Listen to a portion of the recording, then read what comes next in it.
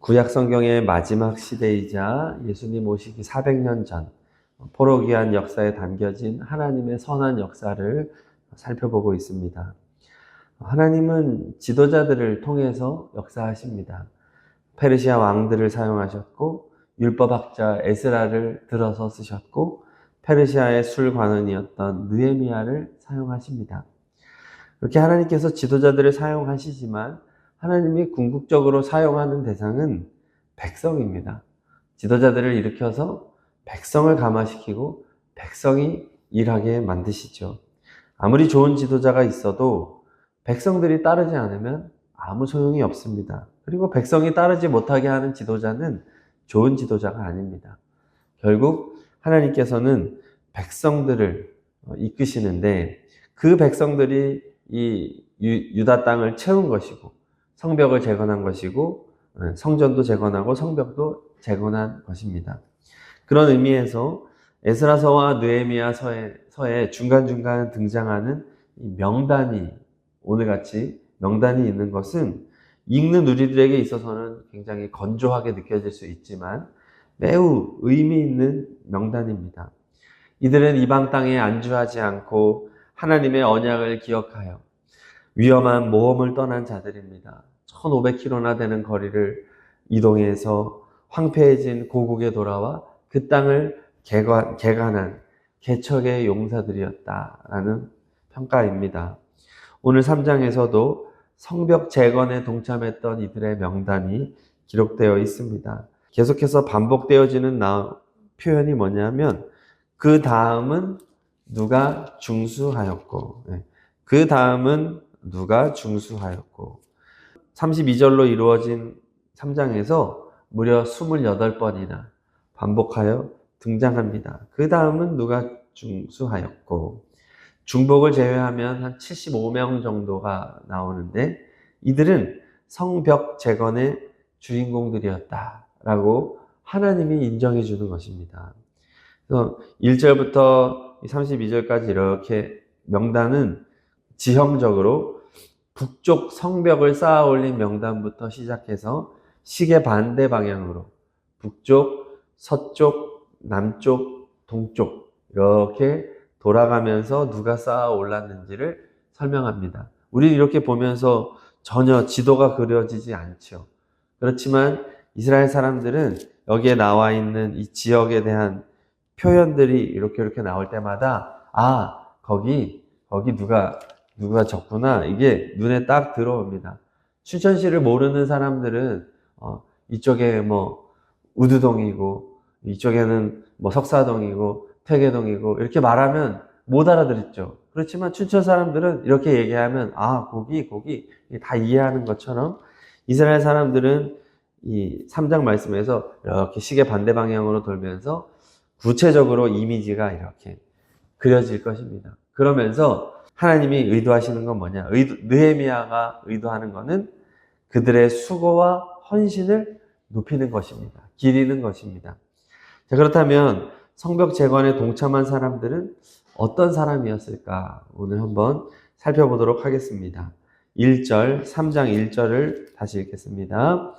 그때에 대제사장 엘리야십이 그의 형제 제사장들과 함께 일어나 양문을 건축하여 성별하고 문짝을 달고 또 성벽을 건축하여 함메아 망대에서부터 하나넬 망대까지 성별하였고 아멘. 가장 먼저 대제사장과 형제 제사장들이 나옵니다. 이들은 양문을 건축하고 문짝을 달고 성벽을 건축하고 함메아 망대에서부터 하나넬 망대까지 건축을 했는데 성별했다고 말합니다. 성별했다는 것은 하나님께 드렸다는 거예요. 그리고 이 양문이라는 것은 제사에 사용되는 제물이 드나드는 문입니다. 그러니까 제사장으로서 하나님께 예배드리는 목적으로 사용되어지는 이 문은 우리가 해야 되는 일이다라고 책임을 끌어안은 것입니다. 예배를 위한 것은 하나님을 위한 것이지. 그리고 이렇게 성벽 재건을 한 것을 성별하였다. 이 말은 하나님께 봉헌하여 바쳤다는 것입니다. 결국 성벽 재건 작업은 단순한 토목 건축이 아니라는 겁니다. 성벽 재건은 하나님 앞에서의 신앙적인 행동이었다. 영적인 행동이었다라는 것입니다. 성전에서 꼭 제사를 드리고 절기를 지키는 것만이 영적인 것이 아니라 이 성벽을 쌓아 올리는 것 역시 하나님께 드려지는 또 다른 예배, 삶의 예배라는 것을 보여주는 것입니다. 성벽을 성전의 일부로 해석하는 거죠. 성전에서만 드려지는 게 아니라 성벽도 성전의 일부로서 드려지는 것이다. 성전을 통해서 하나님의 임재와 예배의 틀이 마련이 됐지만 지금 성벽이 없기 때문에 굉장히 불완전한 상태죠. 공동체가 거룩함을 지킬 수 있는 경계가 없는 것입니다. 그러면 성벽이 없기 때문에 성전과 세상이 거룩한 구분이 없는 거죠. 세상이 이렇게 공격에 늘 노출되어 있고, 그렇게 되면 예배와 절기를 온전히 지킬 수가 없는 것입니다. 늘 위태한 상황. 오늘날도 그렇습니다. 오늘날의 성벽은 무엇일까요? 그것은 진리와 생명 대신 예수 그리스도를 지키는 울타리가 필요하다는 것입니다. 오직 교회는, 또 성도의 마음은 예수 그리스도만을 모시고 주님의 복음을, 말씀을 지키는 그런 견고한 그 방어 태세가 갖춰져 있어야 되는 줄로 믿습니다. 그런데 이 울타리, 성벽이 무너져 내리면 어떤 일이 일어나냐 하면 출입구가 활짝 열려 있어서 마귀와 세상의 것들이 마음대로 들락날락 거리는 거예요. 교회와 성도의 마음에 이 장벽이 없기 때문에 세상적인 가치와 학문과 사상이 무분별하게 확 들어와서 강단을 더럽히고 성도들의 마음을 더럽히는 것입니다. 돈을 사랑하고 명예를 사랑하고 쾌락을 사랑하는 것입니다. 방어력이 없는 겁니다. 그러면 그냥 당하는 것이죠. 네. 결국 오늘 3장 1절 말씀에서 대제사장과 제사장들이 성벽을 쌓아 올렸다. 그리고 또 망대부터 망대까지. 망대라는 것은 적군이 오는 것을 다 지키는 것이잖아요. 이러한 것들을 다 보수하고 세웠다고 하는 것은 예배를 집례하는 자들로서 세상의 혼합주의의 가치관이 들어오지 못하도록 견고한 울타리를 쌓았다는 의미입니다. 오늘날 우리에게도 필요한 것이 바로 이 울타리라는 것이죠. 그래서 먼저 대제사장과 제사장들이 솔선수범하여 이렇게 성벽 재건에 동참하였다 말합니다. 자, 이어서 7절을 읽겠습니다. 7절. 그 다음은 기본 사람 물라디아와 메로노 사람 야돈이 강 서쪽 총독의 관할에 속한 기본 사람들 및 미스바 사람들과 더불어 중수하였고. 아멘. 기본 사람들과 미스바 사람들은 예루살렘에 거주하는 사람이 아니라 저 멀리 떨어져 있는, 또 유프라테스 강 서쪽 지역에 거주하기도 하는 이런 곳에 있는 사람들이었어요. 그럼에도 불구하고 사명을 가지고 예루살렘 성벽 재건에 동참했다라는 것입니다. 자, 또 8절 읽겠습니다. 8절. 그 다음은 금장색 할헤야의 아들 우시엘이 등이 중수하였고, 그 다음은 향품 장사 하나냐 등이 중수하되 그들이 예루살렘의 넓은 성벽까지 하였고. 아멘. 금장색은 금세공업자를 말하는 것으로 금이나 장신구 등을 파는 부유층을 말합니다. 또 향품 장사도 나옵니다. 그러면 이런 사람들은 부유하고 이렇게 금이나 이런 보석을 다루고 향품을 다루기 때문에 노동하는 손이 아니에요. 이들의 손은 곱고 늘 이렇게 노동에 익숙하지 않은 손입니다. 그럼에도 불구하고 고된 노동을 해보지 않았음에도 불구하고 신앙 공동체를 위하여 자신의 책임을 감당했다라는 말입니다. 9절 읽겠습니다. 9절.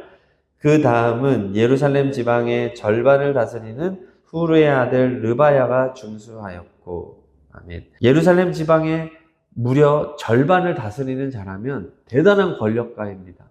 그런데 보통 이렇게 권력 있는 사람들의 자녀들은 조금 이렇게 수동적이고 이기적인 경우가 많습니다. 섬김 받는 데 익숙하고 자기밖에 모르는 경우가 많은데, 놀랍게도 이 르바야라는 사람은 이런 권력가의 아들이었음에도 불구하고 자신의 책임을 다했다. 이런 것을 이제 노블리스 오블리주라고 말을 하죠. 권력 있고 힘 있고 돈 있는 사람들이 솔선수범하는 아름다운 자세. 자, 그런 모습을 또 보여주고 있습니다. 10절을 읽겠습니다. 10절.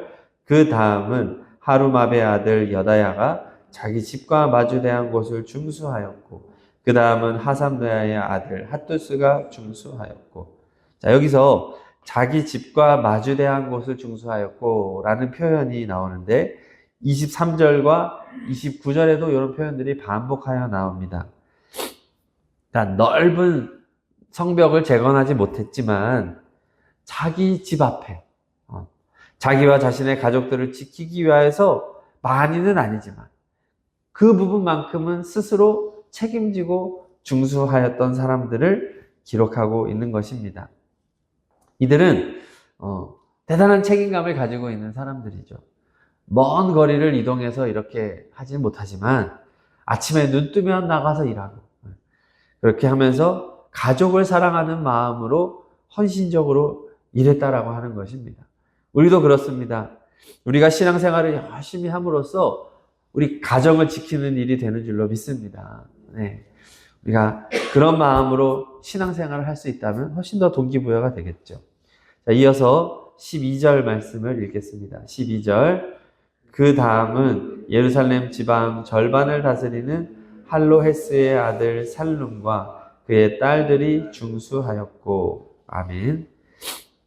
심지어 딸들이 등장합니다. 여성들이죠.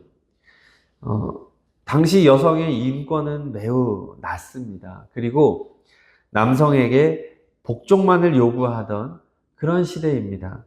그런데 권력가의 딸들이었음에도 불구하고 주도적인 자세로 자신의 책임을 다하고 있는 아름다운 헌신의 모습을 성경은 기록하고 있습니다.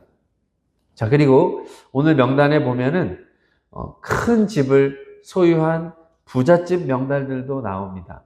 20절에 보면은 대제사장 엘리아삽의 집이라는 표현이 나오고, 23절에 보면 베냐민과 핫숲의 집, 아사랴 집 이런 표현이 나오고, 29절에는 사독의 집, 30절은 무슬람의 집, 이렇게 표현함으로써 집의 규모가 상당한 이제 이런 부유층들을 말하는데, 이들 역시 자신의 부를 가지고 집을 마주한 성벽 재건에 대한 책임을 다했음을 보여주고 있는 겁니다. 또 놀라운 부분이 있는데, 종들이 성벽 재건에 함께한 부분입니다. 26절을 읽겠습니다. 26절. 그때에 느디님 사람은 오벨에 거주하여 동쪽 수문과 마주대한 곳에서부터 내민 망대까지 이르렀느니라. 이 느디님 사람들은 성전 막 일꾼들을 말합니다. 노동자들, 하인들을 말합니다. 이들은 놀랍게도 성전을 향한 사랑이 있었다는 것입니다. 그저 일이나 하는 사람들이 아니라 자신의 신분과 상관없이 성전을 향하는 진실한 마음으로, 하나님을 사랑하는 마음으로 성벽 재건에 동참했다는 말을 합니다. 자, 또 30절 후반부에 보면은 마지막에, 30절 마지막에 베레가의 아들 무슬람이 자기의 방과 마주대한 부분을 중수하였고 라고 말을 합니다. 그래서 자기의 집이 아니고 자기의 방과 마주대한 부분이라는 표현은 뭐냐 하면, 그는 새들어 살고 있는 사람이었다는 것입니다. 자가가 아니었다는 거예요. 자기 땅도 아니었습니다. 그렇지만 내가 비록 새들어 살고 있다고 할지라도 내가 살고 있는 앞에 있는 성벽은 내가 기꺼이 감사하는 마음으로 재건하겠다. 얼마나 아름다운 헌신의 모습입니까? 결국 우리가 살펴본 3장에서는 성별을 초월해서, 계층을 초월해서, 직업을 초월하고 신분을 초월해서 성벽 재건에 동참했던 자들이라고 한다면, 또 넓은 성벽이 아니라 그냥 집 앞에 좁은 구역이다 할지라도 문짝 하나만 달았어도 다 격려해주고 있는 것입니다.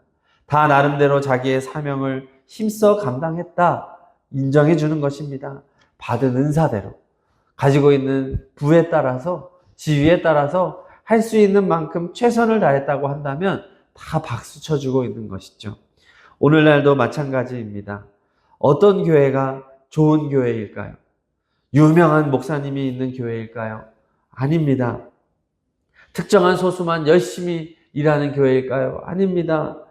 이런 특정한 목회자나 성도가 없으면 안 되는 교회, 그 교회는 문제가 있는 것입니다. 없어도 되는 교회, 어떤 사람이 없어도 누구든지 대체할 수 있는 교회, 모든 성도들이 다 함께 사명의 자리를 지켜서 각자 자신이 맡겨진 그 자리를 지키고 자신에게 맡겨진 사명을 통해서 교회, 하나님의 성전을 세워가는 교회, 이러한 교회가 좋은 교회인 줄로 믿습니다. 올해도 11월을 지나고 있습니다. 돌아오는 주일에는 한 해를 결산하고 내년을 계획하는 당회구역회가 있습니다. 그런데 교회가 이 11월, 12월만 되면은 고통의 시간을 보냅니다. 성도님들이 목사님 잠깐 얘기 좀 해요. 이러면 이제 이때부터 불편해지는 겁니다. 가뜩이나 연말에 할 일 많은데 저 교사 그만하고 싶어요. 저 속회 지도자 빼주세요. 저 교회 봉사 빼주세요.